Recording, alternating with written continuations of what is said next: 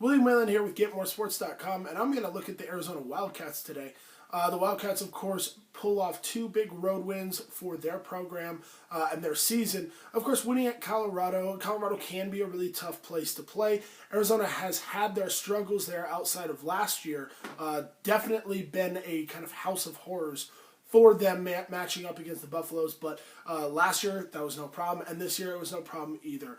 Really putting the Buffaloes into submission pretty early and often, but the big showdown that everybody wanted to see, of course, was on Saturday when they went on the road to Salt Lake City to take on the Utah Utes, a place in the Huntsman Center where Utah had yet to lose on the season.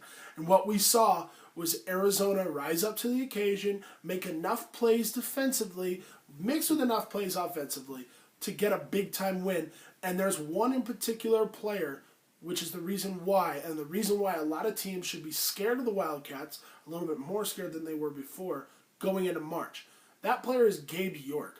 The Southern California native was a 4-star, ranked on all the services, big-time athlete, skilled certainly. But once he went to Arizona, he was not getting playing time his freshman year. And since then, he's really turned things around. The problem that happens when a lot of big-time players coming out of high school go to high-profile programs, the Dukes, North Carolinas, Arizonas of the world, and they don't get playing time their first year, they're transferring out.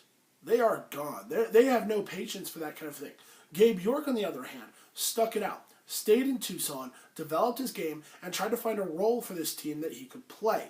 The role that he has found, shooter. That's what he was last year. This year he's starting to mix it up a little bit. But of course he still knows his role. He comes off the bench, provides energy, provides a little bit of toughness, but most notably some outside shooting. And when Stanley Johnson goes 3 for 19 from the field, yes, he went 3 for 19 from the field, you need other guys to step up and make enough plays.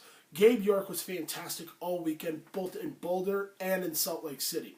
If they can continue to get production out of him, not just coming off screens, which he does very well, pulling up, knocking down three-point shots, not just being able to provide a stable presence at the free throw line, maybe a little bit of moxie, a little bit of confidence, Arizona has that.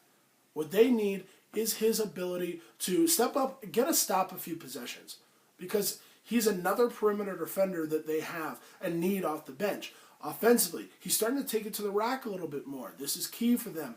Overall, what it comes down to is this. Gabe York provides the offensive depth that Arizona doesn't have, according to a lot of people. I mean, when you bring off a guy like Parker Jackson Cartwright off the bench, he's not an offensive force. Elliot Pitt certainly can knock down open jumpers, but he's not as talented as a guy like Gabe York. Gabe York is their man off of the bench this year for offensive production. And when he continues to do that, it allows Stanley Johnson to go 3 for 19. It allows Brandon Ashley to maybe not have his best night. It allows Rondae Hollis-Jefferson to struggle. It allows those things to happen while still holding on enough to win.